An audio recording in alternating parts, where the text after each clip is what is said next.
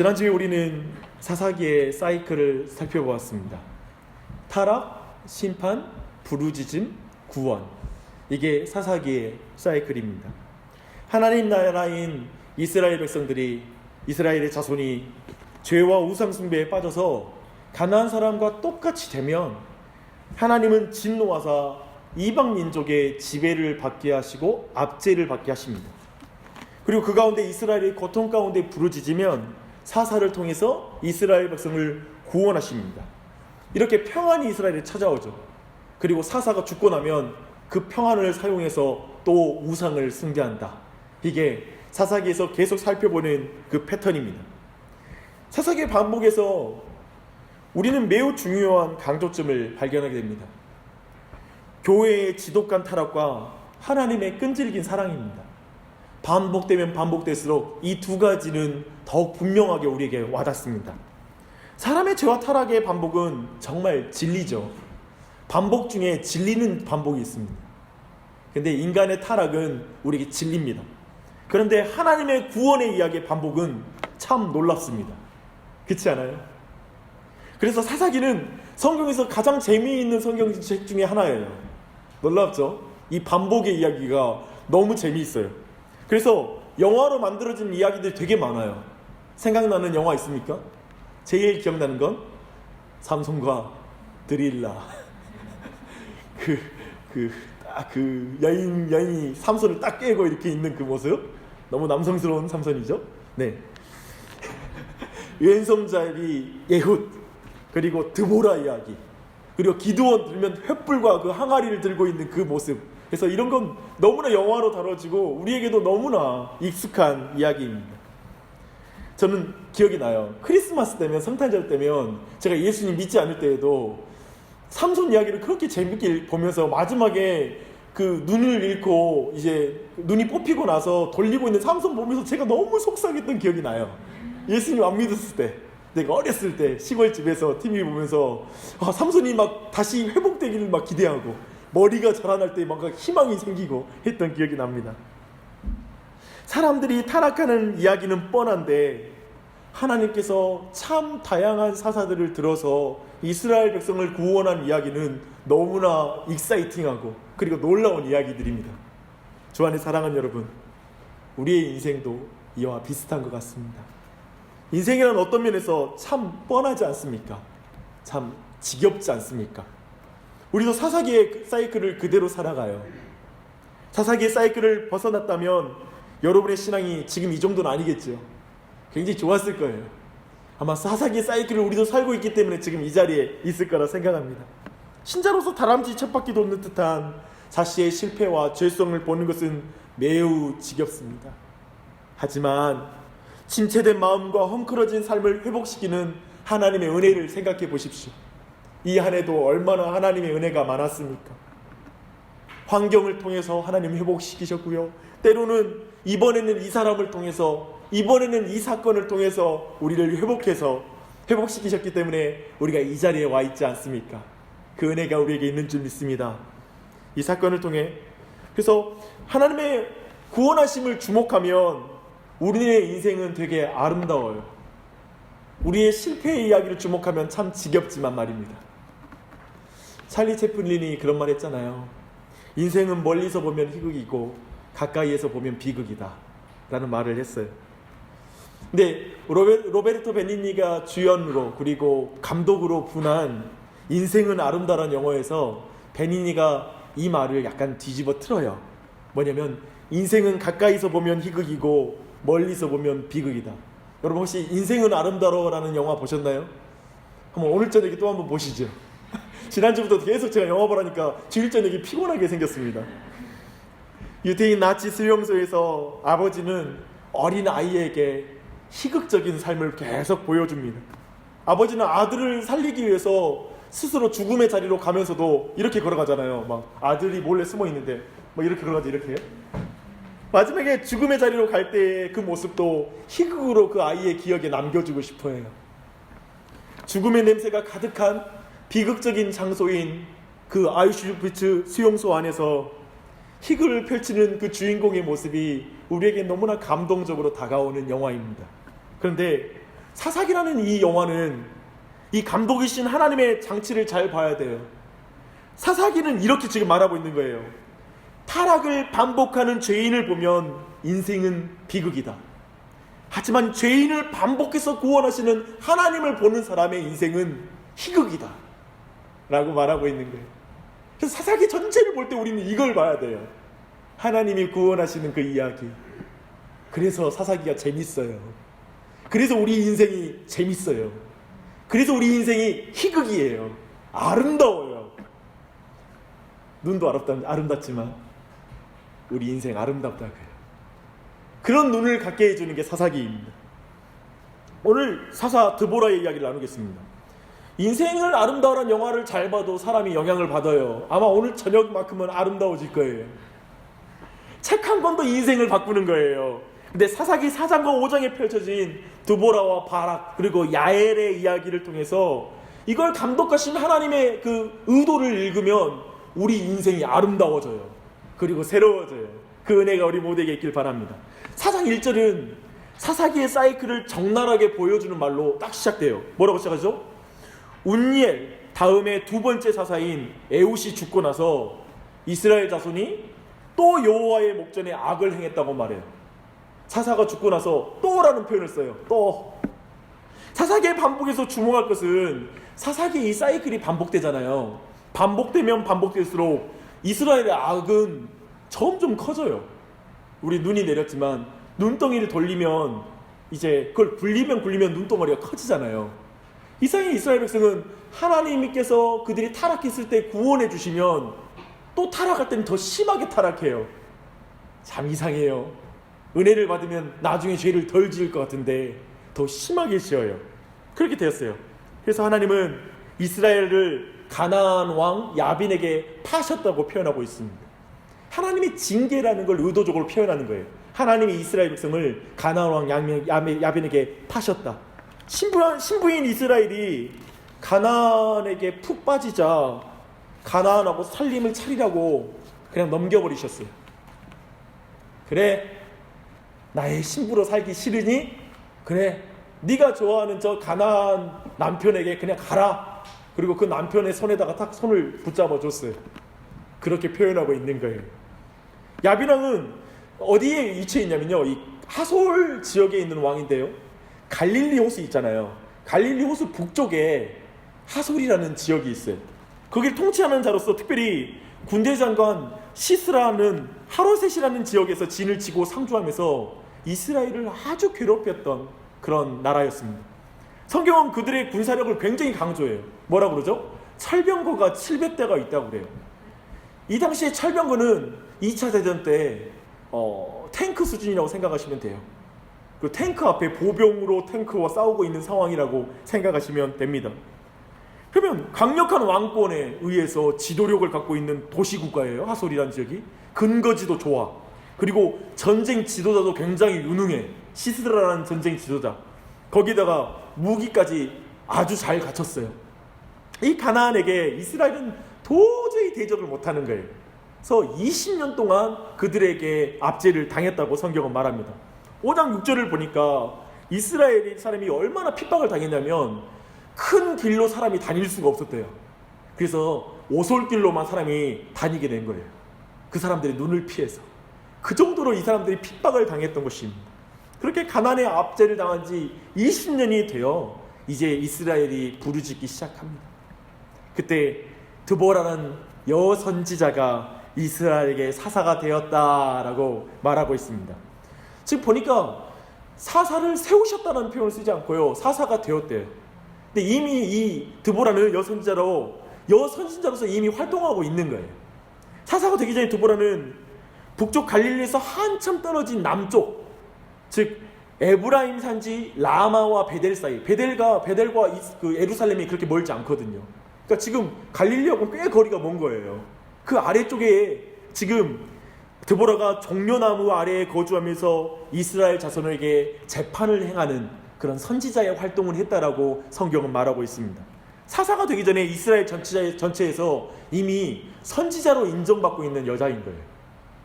놀랍죠? 나중에 자세히 살펴보겠지만 드보라는 다른 사사와 다른 게 두 가지가 있어요. 한 가지는 뭐냐면 유일한 여성 사사라는 거예요. 여자 사사예요. 그리고 두 번째는 뭐냐면 여선지자로서, 즉 하나님의 말씀에 따른 지혜로운 통치자라는 거예요. 사실 삼손 보면 알잖아요. 뇌는 빼놓고 힘만 좋은 것 같은 느낌. 막 나귀 턱뼈 떼가지고 막 치고 다니고, 막 뭐 여우 꼬리에다가 막 불 붙여가지고 다니고, 왠지 그런 느낌이에요. 그 야생미가 너무나 넘쳐나는 그 군사 지도자에 지나지 않는 그 남자들과 비교되는 그 지혜로운 가운데 말씀에 따라서 통치하는 그 인상을 가지고 있어요. 사실은 이 드보라가 모든 선지자 그 사사 중에 가장 뛰어난 사사로 성경은 부각시켜요. 굉장히 특별하죠. 성경은 드보라가 라마와 베델 사이에 드보라의 종려나무 아래에 앉았다고 말해요. 사실 이 종려나무는 역사의 변혁기마다 사람들이 하나님을 찬미하는 데 사용되는 그런 나무예요. 예를 들면 예수님이 예루살렘에 들어갈 때 사람들이 들고 흔들었던 나무가 종려나무의 가지예요. 그래서 특별하죠. 근데 이 종려나무는 뭐냐면 어떤 나무냐면 되게 그 이스라엘 땅이 척박하잖아요. 굉장히 조건이 나쁨에도 불구하고 촘촘하게 자라기에 생명과 번식을 상징하는 나무가 종려나무예요. 또 이 더하여 종려나무는 이 폭력과 그리고 이 억압, 부패가 일상이 되어버린 이 세상에서 올곧게 살아가는 사람들을 상징하는 나무이기도 해요. 그래서 드보라의 종려나무는 그 땅의 모든 사람들이, 남자들이, 모든 사람들이 가나안화 되어가지고 타락해진 그 땅에서 하나님의 말씀에 따라 모든 굽은 것을 올바르게 곧게 세우는 그러한 자리, 그런 어떤 판결의 자리, 그걸 충실하게 수행하는 것으로서 드보라의 위치를 잘 말해주고 있는 것입니다. 그런 여성이 이제 군사 지도자를 상징하는 사사까지 된 거예요. 정말 공이 정말 뇌를 탑재했을 뿐만 아니라 전체 군사 지도력까지도 이제 갖게 된 것입니다.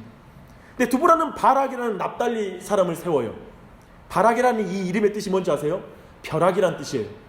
바락이나 벼락이나 비슷해요. 근데 그 느낌에서 느끼듯이 훨씬 더 군사 지도자 같은 느낌이 들죠. 근데 납달리는 사실 하솔과 직접 부딪힌 지역이에요. 그러니까 갈릴리 호수의 위쪽이 바로 하솔이고요, 갈릴리 호수의 서쪽이 바로 이제 납달리가 다스리는 지역이에요. 납달리 지파의 땅이에요. 그러니까 지금 직접적으로 이 가나안 왕 야빈과 부딪히는 지역에 있는 그 지역 출신을 지금 군대 장관으로 삼은 거예요.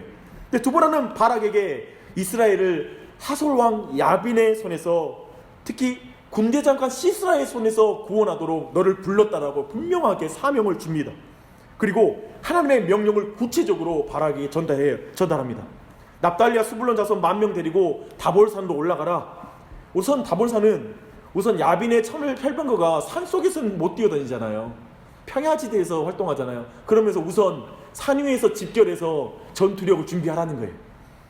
드보라는 바락에게 하나님의 대적들을 다볼산 아래에 흐르고 있는 그 기슭강에서 그들을 전멸시킬 거라고 하나님이 약속하십니다. 그런데 드보라의 이 명령을 전해들은 바락이 이런 말을 해요. 8절 봐보세요. 만일 당신이 나와 함께 가면 내가 가려니와 만일 당신이 나와 함께 가지 아니하면 나도 안 갈래요. 이 벼락 같은 인간이 정말 여자 사사에게 이렇게 말하는 거예요. 이 말은 무슨 말이에요? 어떤 사람은 바락이 여성임에도 불구하고 지금 드보라가 사사인 것을 인정하고 그 권위를 인정하고 함께 가달라고 이렇게 인정한다고 이렇게 좋게 해석하는 그런 해석을 합니다. 하지만 방금 전에 6절에서 드보라는 사사로서 사사로이 자기 생각으로 명령한 게 아니라 이스라엘의 하나님 여호와께서 이와 같이 명령하신다라고 지금 명령을 내렸잖아요. 방금 전에. 그렇게 말한 걸 감안했을 때 바락은 분명히 하나님의 말씀을 듣고도 지금 적극적으로 순종하지 않았다고 지금 평가할 수 있는 거예요. 이렇게 좀 정리하면 좋겠죠? 바락이 바락한다. 죄송해요. 이런 식으로. 네. 이렇게 정리하면 좋겠네. 바락의 이 말을 해석하는데 좀 당혹스러운 다른 성경의 본문이 있습니다. 히브리서 11장에 보면 믿음의 사람들의 명예의 전당이 있잖아요.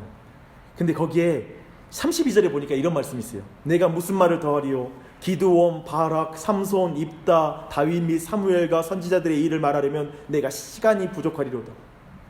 바락이 분명 믿음의 사람이었다라고 어느 정도 평가하고 있는 거예요. 이렇게 보면 바락과 전쟁에 참여하는 바락이 전쟁에 참여하는 그 조건을 걷는 것을 해석하는 게 좀 쉽지는 않아요. 그렇죠?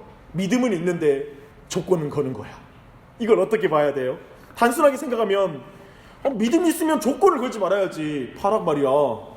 믿음이 있는 사람은 두려움도 없고 비겁하면 안 되지. 왜 그렇게 뒤로 꽁무니를 빼? 여자 사사한테 딱 앞으로 내밀고 말이야. 남자가. 이렇게 믿음이 있으면 그래야 되잖아요. 하지만 바락의 모습은 어쩌면 우리의 모습을 한번 연결시키면 잘 이해될 수 있습니다. 우리도 하나님이 주신 사명을 잘 알고 있죠. 하나님의 말씀을 분명히 우리도 들었어요. 우리도 하나님을 믿고 있잖아요. 그렇죠? 믿고 계시죠? 아멘. 또 하나님 따르겠다고 여러분 말도 했잖아요. 고백도 했잖아요. 하지만 달갑게 순종은 못하겠어요. 또 쿨하게 따르지를 못하겠어요. 쿨하게 따르기에는 현실적으로 두려운 것이 너무 많고 걱정되는 게 너무 많지 않습니까? 그래서 이런 조건을 걸고 이렇게 안 해주면 하나님 안 따를 거예요. 이런 기도도 해요.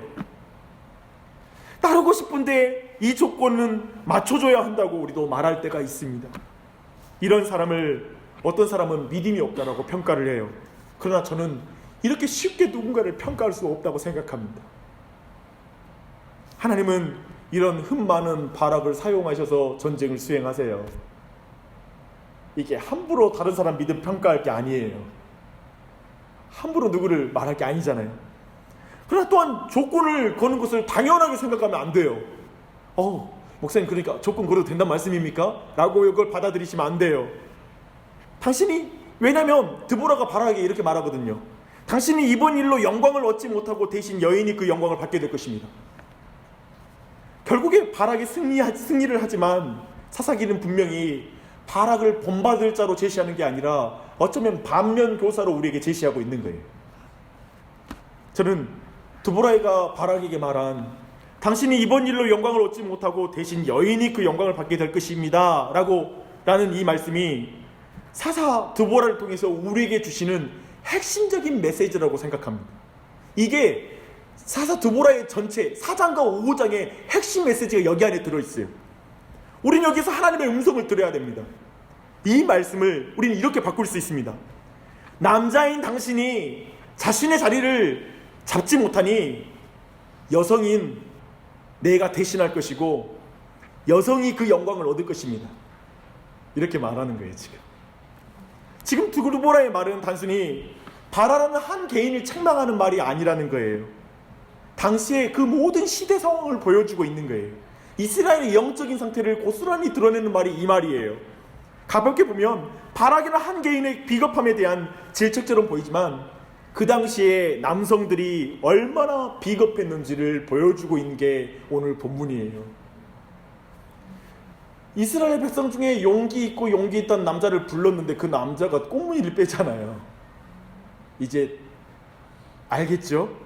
지금 이 말을 주고받는 드보라와 바락의 대화에서도 여성과 남성을 대조하면서 바락의 찌질함과 드보라의 권위를 지금 보여주고 비교해주고 있는 게 오늘 말씀인 것입니다. 또한 17절 이하로 이어지는 장면에서도 여성과 남성을 대조하는 장면이 또 이어집니다. 야엘의 이야기예요. 여러분 그 뒤에 이야기 해드릴게요. 바락은 시스라의 그 700병거와의 싸움에서 완전히 완승을 거두죠. 16절을 보니까 시스라의 온 군대가 전멸했다고 말해요. 한 사람도 빠짐없이 다 죽은 거예요. 이런 전쟁은 보기 힘들잖아요. 그리고 시스라 한 사람만 도망을 친 거예요. 비겁하죠? 상남자가. 근데 이때 어디로 도망을 치냐면 모세의 장인 호밥의 자손 중 겐 사람 헤벨의 장막으로 숨어 들어갔다라고 말하고 있습니다. 즉 이스라엘의 장막이 아니라 이스라엘과 함께 가나안에 들어간 이족의 집, 즉 이방 민족의 집에 들어간 거예요. 그리고 이 가정이 어떤 가정이냐면 하솔왕 야빈과 이 헤벨 가정 사이에는 화평이 있었다라고 말해요. 뭔가 서로 가운데 교분이 있었던 거예요. 그래서 시스라는 그 집에 들어간 거예요. 그런데 여기에 헤벨은 등장하지 않아요. 남자는 전혀 등장하지 않고 야엘이라는 여자만 등장해요. 그리고 이 이방 여인 야엘에 의해서 이스라엘 20년 동안 괴롭혔던 천하의 상남자 진정한 군대 장관 시스라가 이 여자한테 죽어요. 여기에서도 남자와 여자의 대비가 일어나고 있는 거예요. 특히 시스라와 야엘의 대화에서 그게 적나라하게 드러나는데요. 20절 보니까 상남자 이 시스라가 여자에게 이렇게 부탁해요. 장막문에 섰다가 만일 사람이 와서 내게 묻기를 여기 어떤 남자가 있느냐 하거든 너는 없다 하라. 우리말로는 사람이라고 적었는데 이게 남자예요. 남자, 남성형 사람. 그러니까 남자가 있느냐 물어보면 없다고 하라. 한 나라의 군대 장관이 한 여자에게 자기 생사를 여탈권을 맡기고 부탁하고 있는 거예요. 야엘은 라합처럼 이스라엘의 편에 서기로 결정해요.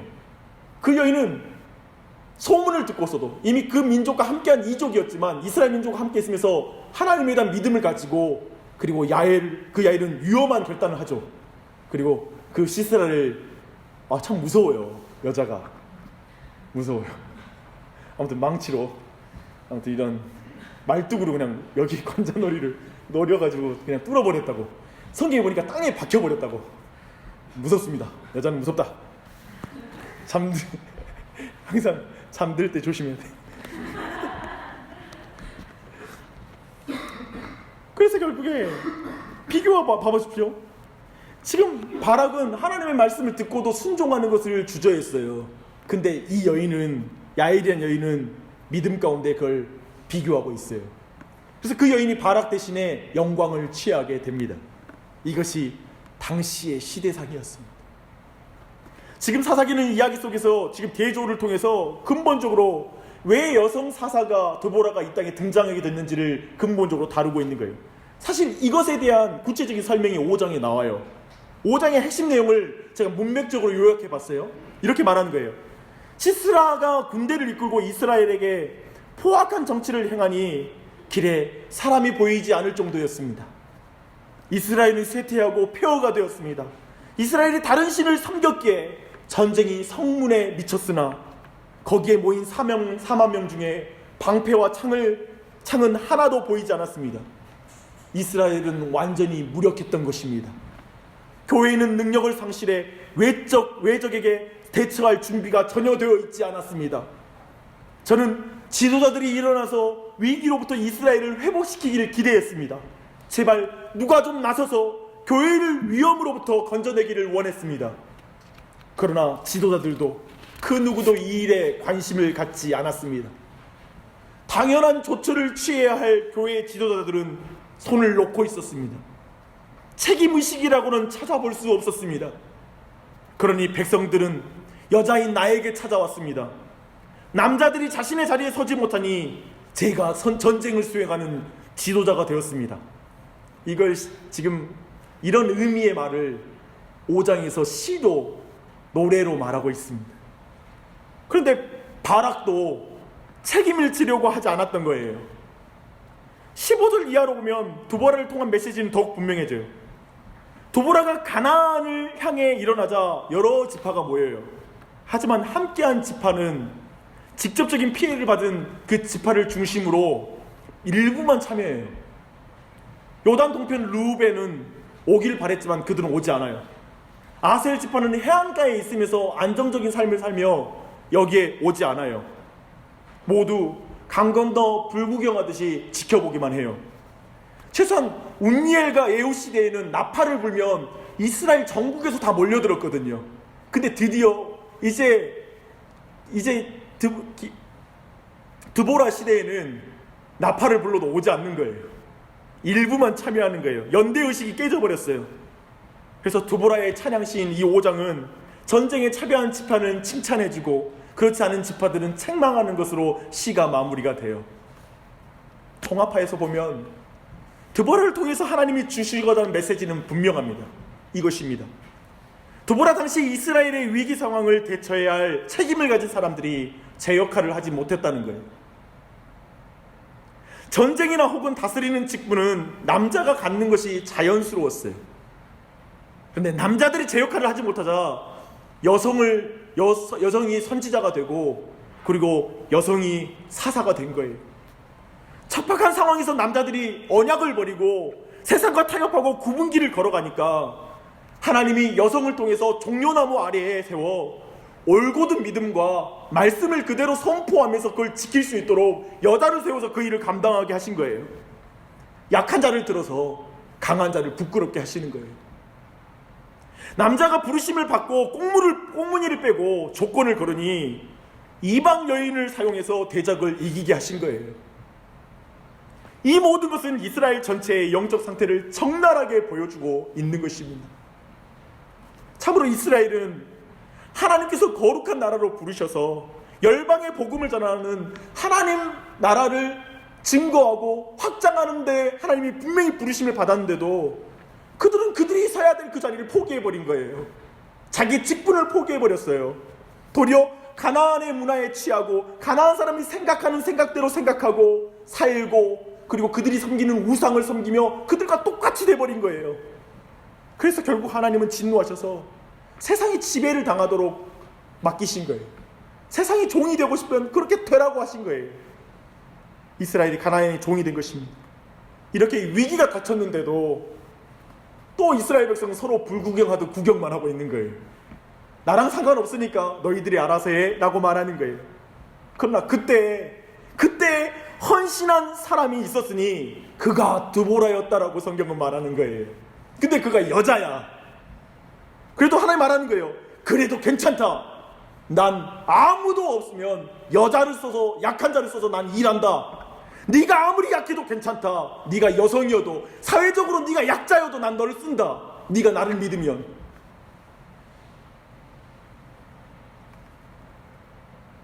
이것이 드보라에게 주시는 하나님의 말씀입니다.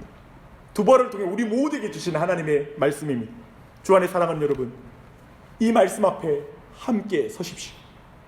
특별히 남성들에게 이 말씀이 깊이 다가오리라 생각합니다.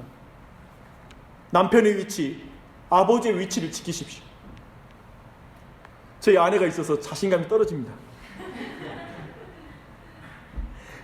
여기서 오늘 말씀을, 여보, 내가 못하면 하나님이 당신을 쓰실 거야, 이렇게 적용하지 말라고요. 꼭 이렇게 적용해요. 여보, 나는 잘 못하니까 자기가 해줘, 그러지 말라고요. 사사기는 남성들에게 지금 엄중한 경고를 하고 있는 거예요. 꽁무니를 빼지 마라. 조건 걸지 마라. 하나님의 말씀에 믿음으로 반응하라. 남편의 위치를 사수하라. 아버지의 위치를 사수하라. 남자의 사명은 크게 4가지입니다. 육체의 보호와 공급, 영적인 보호와 공급입니다. 뭘 잘 못하고 계십니까? 돈 벌어서 아이들 키우는 것까지는 좀 하겠는데 영적으로는 전혀 보호하지 못하고 있고 공급하고 못하고 있는 건 아닙니까? 어쩌면 여러 가지로 우리를 돌아봐야 할 것입니다. 특별히 배우자가 신앙이 없는 여성들을 이 시간 격려하고 싶습니다. 남편의 빈자리로 인해 절망하지 마십시오. 하나님은 당신을 쓰십니다. 영원히 당신을 쓴다는 말이 아닙니다. 남편이 못하는 그 자리를 하나님이 지금 쓰셔서 충분히 그 사이를 신실하게 일하고 나가십니다. 그리고 남편을 당신을 통해서 회복시키시고 그가 자신의 위치에 설 수 있도록 분명히 하나님이 일하실 줄 믿습니다. 믿음으로 나아가십시오. 그러니 인내하며 여러분의 자리에, 여자로서의 그 자리를 서주시기를 부탁드립니다. 주 안에 사랑하는 여러분, 이 말씀을 교회에 적용해 볼까요? 2018년 우리 교회에 위기가 닥칠 수 있습니다. 아니요, 지금도 너무나 많은 문제를 가지고 있을 것입니다. 빈 구멍이 너무나 많이 보일 것입니다. 헌신하지 못하는 부분도 많이 보일 것입니다. 사랑 없음이 보이고 약함 또한도 교회 안에 보일 수 있습니다. 마땅히 그 자리에 서야 할 책임 있는 그 사람이, 그 자리에 있어야 될 그 사람이 책임지지 않는 모습도 여러분 안에 보일 것이고 부족한 부분도 보일 것입니다. 누가 해야 되는데, 누가 움직여야 되는데 라고 말할 수 있습니다. 하지만 그게 아닙니다. 하나님의 부르심 앞에 조건을 걸지 않고 믿음으로 반응할 사람이 되어야 하는 것입니다. 내가 그렇게 되어야 됩니다. 교회는 손가락으로 그리고 눈으로 세워지는 것이 아니라 등으로 세워집니다. 십자가를 지는 삶으로 교회는 세워지기 때문입니다. 오늘 저희 교회 2018년 마을 모임이 시작됩니다. 저는 부탁드리고 싶습니다. 마을의 그 관계에 헌신하십시오. 나의 신앙을 이 관계에서 꽃피우기를 부탁드립니다. 한쪽이 아픈데 다른 쪽이 즐거울 수는 없지 않습니까? 우리는 되게 피상성을 넘어서서 더욱더 깊은 관계로 나아가야 할 것입니다. 함께 일어나 죄와 싸우고 함께 격려하고 위로하고 나아가야 할 것입니다. 이 공동체의 정신이 너무나 필요할 시대입니다. 영어로 바보라는 단어가 있습니다. idiot라는 그런 단어입니다. 근데 이 말은 idiote스라는 말에서 나온 단어입니다. 이 말이 뭐냐면 공공의 문제에는 무관심하고 사사로운 개인의 문제에만 관심을 갖는 사람이 이디오테스입니다. 근데 그가 바보라는 거예요. 공동체를 생각하지 않고 사사로운 개인의 문제에만 관심을 가지면 더 이익이 클 것이라고 계산하는 자가 이디엇이라는 거예요. 결국에 그게 손해라는 거예요. 그런 계산은 어리석은 것이라고 성경은 말하고 있습니다. 어리석게 신앙생활 하지 마십시오.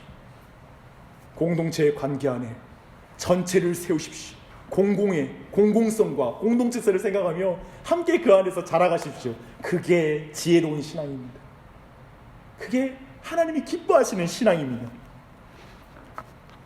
말씀을 준비하는데 제가 좀 잊고 있었던 제 삶의 부르심의 말씀, 내 안에 부르심의 한 가지 정신이 생각이 났습니다. 제가 늘 붙잡고 있었던 거예요. 제가 간증을 거의 하지 않지만 교회 오래 출석하신 분은 아마 알고 계실 제 간증이 있습니다. 이야기가 있습니다.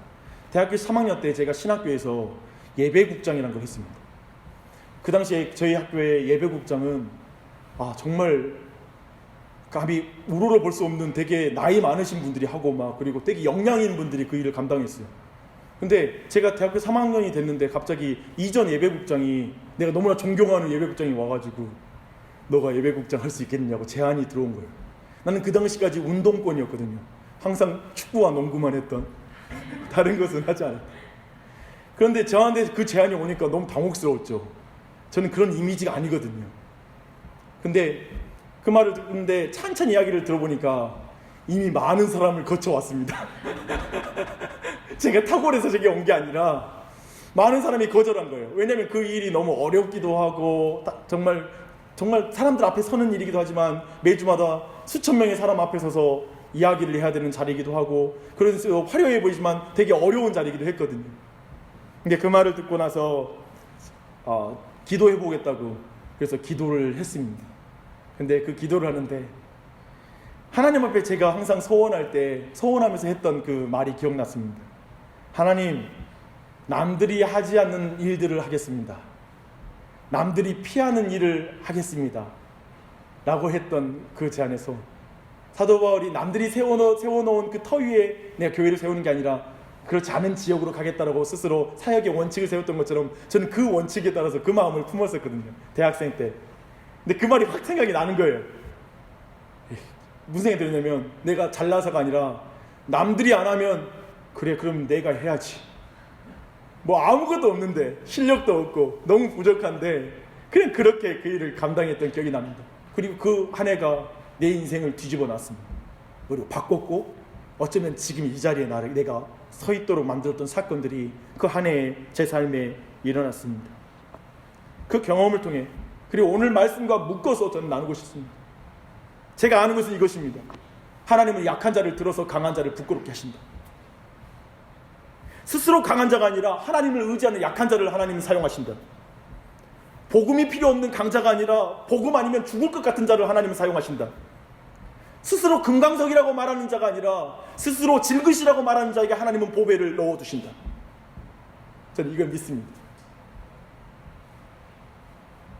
여성 둘과 시스라의 900병거가 뭐가 어울립니까? 상대가 됩니까? 근데 이겼대요. 십자가와 승리가 무슨 상관이 있습니까? 근데 십자가로 승리하셨대요. 나와 왕 같은 제사장이 무슨 연결이 됩니까? 이 연약한 인생을 하나님이 들어 쓰시겠답니다. 그러니 내 인생을 드리지. 그렇게 나아가는 우리가 됐으면 좋겠습니다. 여성 드보라, 항상 그 말씀을 생각할 때 내가 그 빈틈 채워야지, 내가 그 자리 막아서야지, 그런 마음 가지십시오. 그게 복된 마음입니다. 할렐루야. 아멘. 기도하시겠습니다. 약한 자를 통하여 강한 자를 부끄럽게 하시는 하나님을 찬양합니다. 예수 그리스도가 가장 약하신 모습으로 이 땅에 오셔서, 어린아이의 모습으로 이 땅에 오셔서 결국 어린아이의 벌거벗음과 같이 벌거벗어 십자가에 달려 그리고 모든 죄의 권세와 죽음에 승리하신 주님의 이름을 찬양합니다. 가장 낮은 곳에 내려와 이제 부활하심으로 가장 높은 곳에 오르신 주님을 찬양합니다. 우리 또한 그리스도와 함께 죽었고 그리스도와 함께 산 자인 줄 믿습니다. 그러니 우리 또한 주님이 가신 길을 가게 해주시고, 남들이 좋아하지 않을지라도 의로운 길 걷게 해주시고, 사랑의 길 걷게 해주시고, 섬김의 길 걷게 해주시고, 희생의 길을 걷게 해주시고, 다른 사람들은 이 세상 다 이기적이고 욕심이 많아 그저 눈앞에 보이는 것 자기만 생각하는 이디어트의 삶을 살아가지만, 주님 우리에게, 주님 이 땅의 공동체와 교회와 그리고 주변의 이웃들을 위해 살아가는 인생 될 수 있도록 우리를 사용해 주시옵소서. 우리 교회가 작고 연약하지만 그런 연약함 가운데 그 빈틈을 서로 채우며 서로 의지하며 함께 주님의 나라를 세우는 교회가 되게 해주시고, 마을 모임이, 오늘 새롭게 시작하는 마을 모임이 그렇게 건강하게 서로의 삶을 세우며 한 걸음 한 걸음 자라가고 성장하고 믿음 가운데 믿음의 걸음을 걸을 수 있도록 은혜 베풀어 주시옵소서. 감사합니다. 하나님, 오늘도 말씀 통해서 은혜 주시니 감사하고 깨달음 주니 감사합니다. 말씀에 순종하게 하여 주시옵소서. 성령으로 함께하사 주의 뜻을 이룰 수 있도록 역사해 주시옵소서. 예수님의 이름으로 기도합니다. 아멘.